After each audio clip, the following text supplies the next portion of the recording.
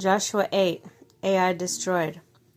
Then the Lord said to Joshua, "Do not be afraid, do not be discouraged.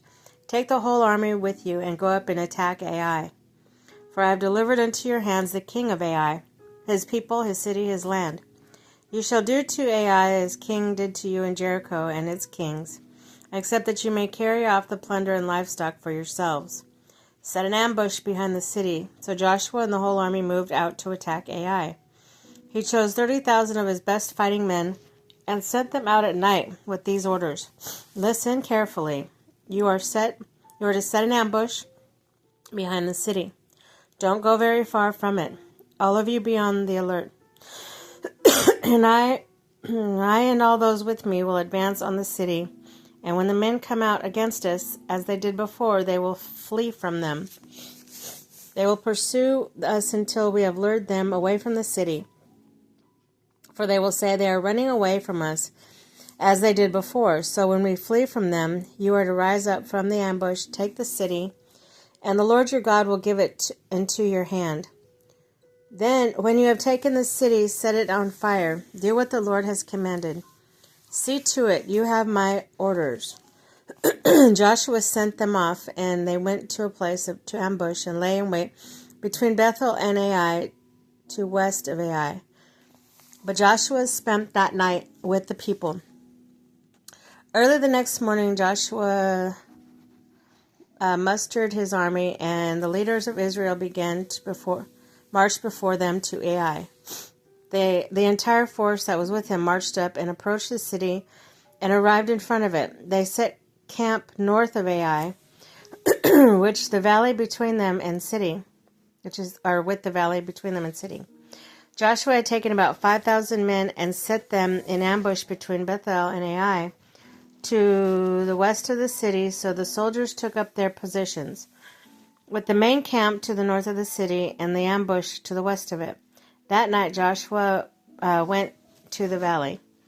When the king of Ai saw this, he and all the men of that city hurried out to meet the morning and to meet Israel in battle at a certain place overlooking Arabah.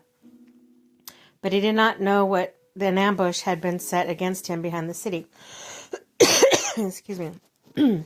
Joshua and all Israel let themselves be driven back before them, and they fled towards the wilderness. All the men of Ai were called to pursue them, and they pursued Joshua and were lured away from the city. Not a man remained in Ai or Bethel who did not go after Israel. They left the city open and went to pursue Israel.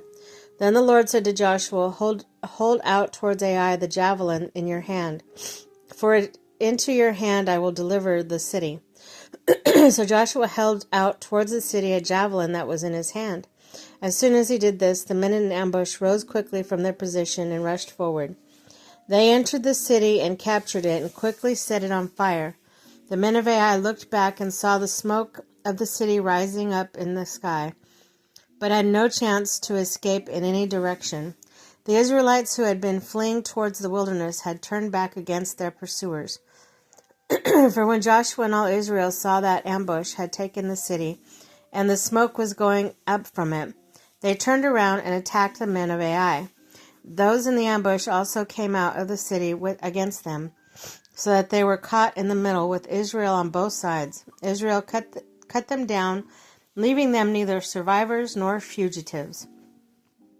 But they took the king of Ai alive and brought him to Joshua.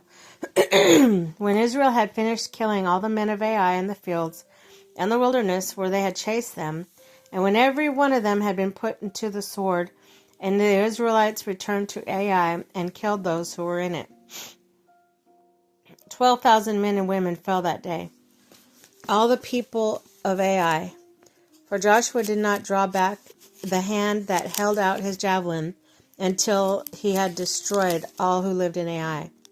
But Israel did not carry off for themselves the livestock and plunder of this city, as the Lord had instructed Joshua. So Joshua burned Ai and made it a permanent heap of rubble, a desolate place until this day. He impaled the body of the king of Ai on a pole and left it there until evening. At sunset, Joshua ordered them to take the body from the pole and throw it down at the entrance of the city gate, and they raised a large pile of rocks over it, which remains to this day. The covenant renewed at Mount Ebal. Then Joshua built a mount on Ebal, an altar to the Lord, the God of Israel. As Moses, the servant of the Lord, had commanded the Israelites, he built it according to what is written in the book of the law of Moses, an altar of uncut stones, on which no iron tool had been used. On it they offered to the Lord burnt offerings and sacrificed fellowship offerings. There, in the presence of the Israelites, Joshua wrote on the stones a copy of the law of Moses. All the Israelites with their elders, officials, judges were standing on both sides of the Ark of the Covenant of the Lord, facing the Levitical priests who carried it. Both the foreigners living among them and native-born were there. Half of the people stood in front of the Mount of Gerizim, and half of them in front of the Mount Ebal, as Moses, the servant of the Lord, had formally commanded, when he gave the instructions to bless the people of Israel. Afterward, Joshua read all the words of the law and blessings and curses, just as it is written in the book of the law. There was not a word of all that Moses had commanded that Joshua did not read to the whole assembly of Israel, including women, children, and foreigners who lived among them.